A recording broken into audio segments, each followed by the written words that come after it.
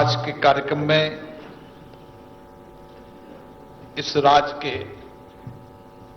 लोकप्रिय मुख्यमंत्री doctor Conrad के संगमा जी, भारत सरकार में फूड प्रोसेसिंग मिनिस्टर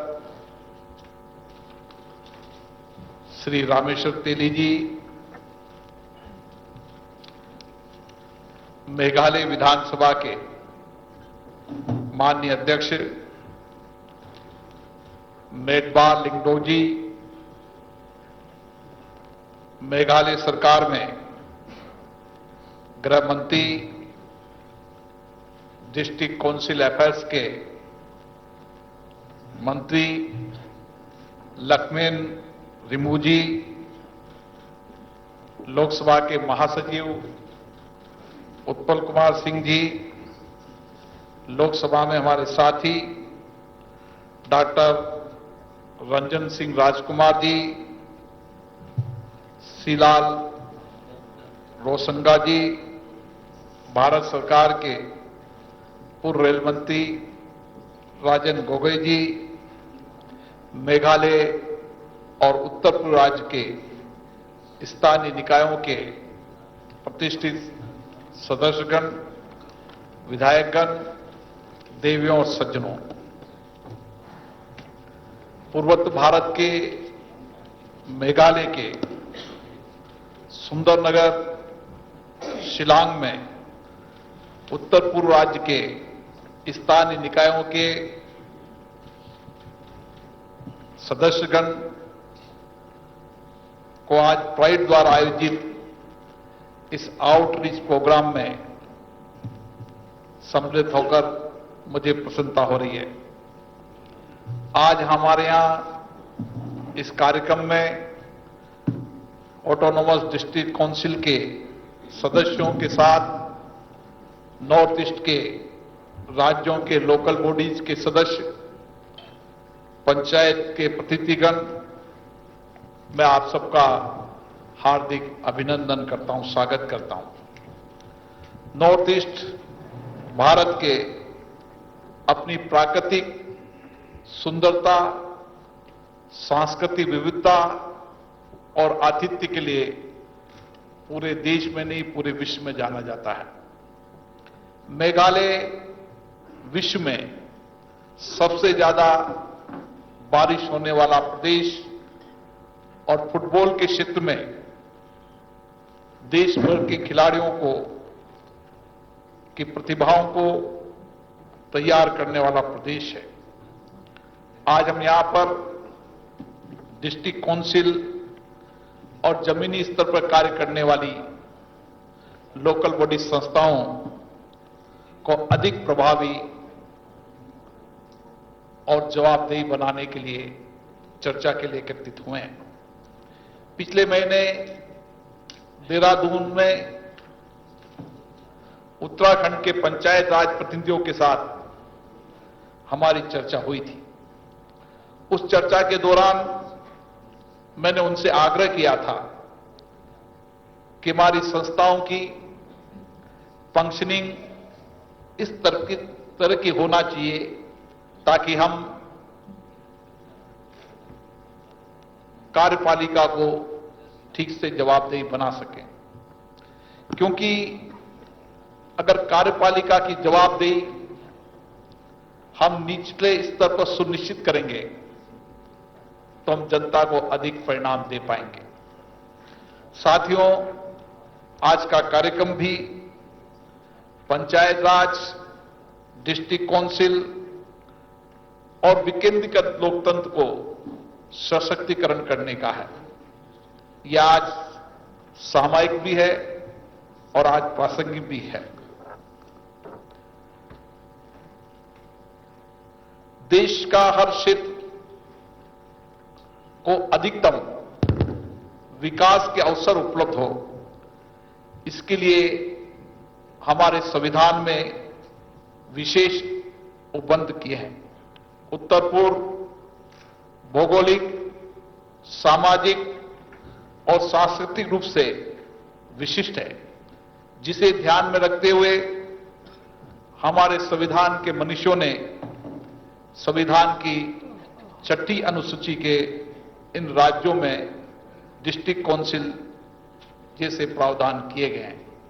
इनका उद्देश्य नॉर्थ ईस्ट के जनजाति समुदाय के अधिकारों का संरक्षण, निर्णय प्रक्रिया में उनकी समान भागीदारी और स्थानीय प्रशासन के उनकी परंपराओं के अनुसार काम करने के लिए इनको शामिल किया गया था। डिस्ट्रिक्ट काउंसिल की आज इस क्षेत्र में अहम भूमिका है। उनके सदस्य अपने क्षेत्र के स्ट्रेंथ की पूरी जानकारी का उपयोग कर सकते हैं और इस स्ट्रेंथ को हम अधिक प्रभावी बनाने के लिए किस तरीके से वहां की स्थानीय आर्थिक और सामाजिक योजनाओं को बनाने में हमारी सहभागिता सबसे महत्वपूर्ण होती है। एक्ट ईस्ट पॉलिसी ने नॉर्थ ईस्ट के विकास के लिए बहुत बारी संभावनाओं के द्वार खोले हैं। हमें इन संभावनाओं के अवसरों का लाभ उठाना चाहिए ताकि इस पॉलिसी के तहत हम अधिकतम जनता का कल्याण कर सकें। स्थानीय स्वशासन, लोकतंत्र, विकास दोनों का प्रतीक है। ये लोकतंत्र के लिए, डिसेंट्रलाइजेशन के लिए एक फ्रेमवर्क भी देता है। ये सबसे निचले स्तर पर लोकतंत्र को मजबूत बनाना, जिसके माध्यम से नागरिकों को अपने क्षेत्र में हम लोकल सेल्फ गवर्नमेंट में अधिकतम भागीदारी सुनिश्चित कर सकते हैं। और इसका सबसे अच्छा उदाहरण इसी राज्य में ईस्ट खासी हिल्स के मालिनोंग गांव में, जो भारत का सबसे स्वच्छ गांव है, उसको बनाने में अगर योगदान है तो स्थानीय निकाय का है, आप सबका है। और ये तभी संभव हो सकता है जब स्थानीय निकाय मजबूत हो, सशक्त हो और जवाबदेही हो। हमारे राष्ट्रपिता महात्मा गांधी जी का मानना था कि भारत की आत्मा गांव में बसती है। वे ग्रामीण स्वशासन और ग्राम उद्योग से राष्ट्र उदय में विश्वास करते थे। उनका मानना था कि प्रत्येक ग्राम आत्मनिर्भर बने। आज भारत के प्रधानमंत्री जी ने इसी दिशा में कि भारत आत्मनिर्भर बने, उसका एक राष्ट्रव्यापी अभियान शुरू किया है। सरकार की नीतियां और कार्यक्रम भी इस तरीके से बनाए गए हैं ताकि देश का हर गांव आत्मनिर्भर बने, देश का हर शहर आत्मनिर्भर बने, ताकि हम आत्मनिर्भर के माध्यम से भारत को सशक्त और मजबूत कर सके। उत्तर पूर्व के गांवों को मैंने अभी एक दिन पहले भी देखा, उसके पहले भी मैंने देखा। यहां की हस्तशिला, यहां की वास्तुकला, यहां की अन्य कला के माध्यम से हम सारे क्षेत्र को आत्मनिर्भर बना सकते हैं। हमारी कोशिश हो कि हमारी डिस्ट्रिक्ट काउंसिल हो, स्थानीय निकाय हो, उनको किस तरीके से हम आत्मनिर्भर बनाने में भागीदारी सुनिश्चित कर सकें। यहां की हस्तकला, वास्तुकला, यहां की अन्य कला को हम देश और विदेश के अंदर एक नया बाजार दे सकें। आज आवश्यकता इसी बात की है कि नॉर्थ ईस्ट के सारे इलाके को हम, जहां पर प्राकृतिक सौंदर्यीकरण भी है, जहां पर मैं कह सकता हूं कि यहां की जमीन दुनिया के अंदर सबसे ज्यादा बेहतरीन जमीन है, और इसीलिए हम जिसकी कोशिश करते हैं कि फर्टिलाइजर मुक्त जमीन कहीं है तो नॉर्थ ईस्ट इलाके की है। हम इसका किस तरीके से उपयोग कर सकते हैं, इसके लिए भी हमें व्यापक प्रयास करने की आवश्यकता है, ताकि हम हमारे प्रोडक्ट को, हमारे देश की आवश्यकताओं को पूरा कर सकें और उसको निर्यात भी कर सकें। ये शक्ति संपन्न हो सकता है तो उत्तर पूर्वी राज्य के गांव और शहर हो सकते हैं। लोकल गवर्नमेंट को आज की आवश्यकता के अनुरूप बनाने के लिए हमें नए नवाचारों को करना होगा। इसके लिए हमें इंफॉर्मेशन एंड कम्युनिकेशन टेक्नोलॉजी का अधिकतम उपयोग करना होगा ताकि हम जनता को जवाबदेही बना सकें। और इसीलिए हमारी कोशिश होना चाहिए, मेरा सुझाव भी है कि हम डिस्ट्रिक्ट काउंसिल या पंचायत राज को अधिक प्रभावी बनाना है, प्रशासन को जवाबदेही और पारदर्शी बनाना है और जनता के लिए सुलभ बनाना है, तो हमें इस टेक्नोलॉजी का उपयोग करना पड़ेगा ताकि इसके माध्यम से हम करप्शन भी रोक पाएंगे और प्रशासन की जवाबदेही भी तय कर पाएंगे।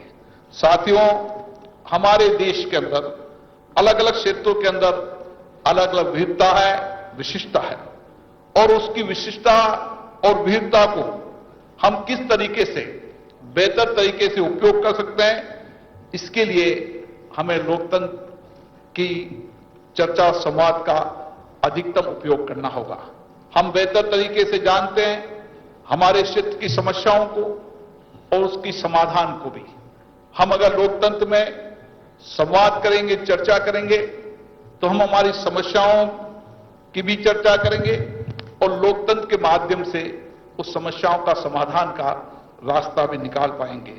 आपको ध्यान है कि यहां की डिस्ट्रिक्ट काउंसिल, जैसा मुख्यमंत्री जी ने बताया कि लगातार यहां के स्थानीय क्षेत्र के लोगों के विकास की अवधारणा और योजना बनाती है और वो ठीक तरीके से जानती भी है वहां की आवश्यकताएं, उस क्षेत्र का विकास कैसे हो सकता है, इसके लिए भी लगातार वो कोशिश करती रहती है।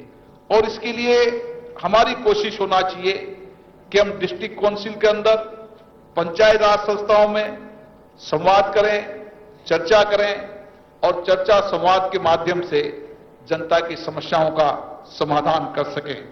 देश में पंचायत राज संस्थाएं हो, इस प्रदेश की डिस्ट्रिक्ट काउंसिल हो, उन सब में हमें लोकतांत्रिक प्रक्रिया को मजबूत करना होगा। हम इस लोकतांत्रिक प्रक्रिया को मजबूत करने के लिए हम लगातार प्रयास करते रहें कि हमारे यहां पर हम किस तरीके से बेटर सिस्टम को डेवलप कर सकते हैं, किस तरीके से लोकतांत्रिक प्रक्रियाओं और प्रोसीजर को बेहतर डेवलप कर सकते हैं, इसके लिए लगातार हमें संवाद और चर्चा करती रहनी होगी। मैं पूर्व में भी आग्रह किया था कि हमारे गांव की और हमारे शहरों की, हमारे प्रदेशों की अलग अलग भौगोलिक, सामाजिक, आर्थिक स्थिति है। ये संपूर्ण देश को हम देखते हैं तो हमें लगता है अलग अलग भाषा, अलग अलग बोली, अलग अलग विशिष्टता, अलग अलग सांस्कृतिक विविधता इस देश के अंदर है। लेकिन उसके बाद भी हम किस तरीके से अलग अलग क्षेत्र की विशिष्टताओं को, विविधताओं को समेटते हुए किस तरीके से अपने क्षेत्र की व्यापक योजना बना सकते हैं। और इसीलिए जब संपूर्ण देश की हम चर्चा करते हैं तो हमारे क्षेत्र की भौगोलिक, सामाजिक, आर्थिक स्थिति के अनुसार हम बेहतर मॉडल बनाएं। जब हम बेहतर मॉडल हमारी ग्राम पंचायतों में, हमारे डिस्ट्रिक्ट काउंसिल में, हमारे गांव में बनाएंगे तो हमारे बेस्ट मॉडल, हमारी बेस्ट प्रैक्टिस हम पूरे देश के अंदर वहां की भौगोलिक स्थिति के अनुसार अपना सकते हैं। और यही एक बेहतर तरीका है। हम इस देश को सशक्त, मजबूत बनाना चाहते हैं, हर गांव के अंदर अच्छे विकास की कल्पना करना चाहते हैं, तो हमें अपने विचारों, अनुभवों को साझा करना चाहिए। आज नॉर्थ ईस्ट के एक गांव में अगर स्वच्छ गांव बनाए तो एक दिशा दे सकता है कि पूरे भारत के अंदर हम हर गांव को कैसे स्वच्छ बना सकते हैं। इसके लिए वहां की डिस्ट्रिक्ट काउंसिल ने और स्थानीय लोगों ने कैसे योजना बनाई, इसका एक मॉडल पूरे देश में जा सकता है। इसी तरीके से हमारा आज का उद्देश्य ये होता है कि हम अपने अपने क्षेत्र के अंदर, चाहे विकास का हो, चाहे आर्थिक हो, इन सबको बेहतर मॉडल बनाएं।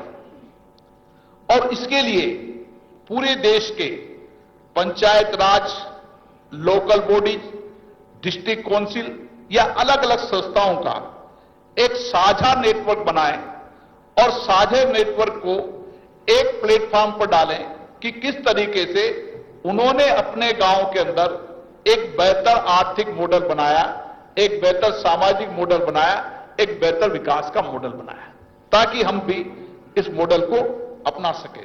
मुझे याद है कि हर क्षेत्र की अलग अलग भौगोलिक स्थिति होती है, लेकिन हम हमारे क्षेत्र के अंदर उस भौगोलिक स्थिति के अनुसार शिक्षा हो, स्वास्थ्य हो, ऑर्गेनिक खेती हो, इसके लिए इस तरीके से काम कर सकते हैं ताकि हम संपूर्ण भारत को शिक्षित कर सकें, ऑर्गेनिक खेती की दिशा की ओर ले जा सकें, हम किस तरीके से स्वास्थ्य का नया मॉडल खड़ा कर सकें, क्योंकि आज हमें इस स्वास्थ्य के नए मॉडल को खड़ा करने की आवश्यकता है। कोरोना संकट की इस चुनौती के समय संपूर्ण भारत ने सामूहिकता के संकल्प के साथ किस तरीके से चुनौती को मुकाबला किया, पूरे विश्व में देखा है। हमारे प्रधानमंत्री जी ने इस चुनौतियों का मुकाबला करने के लिए देश की 130 करोड़ जनता का आह्वान किया और 130 करोड़ जनता ने सामूहिकता संकल्प के साथ, चाहे विधानसभा हो, चाहे लोकसभा हो, चाहे पंचायत हो, चाहे लोकल बॉडी हो, चाहे डिस्ट्रिक्ट काउंसिल हो, चाहे सिविल सोसाइटी हो, तमाम लोगों ने सामूहिकता के संकल्प के साथ काम किया और इस चुनौती का मुकाबला किया।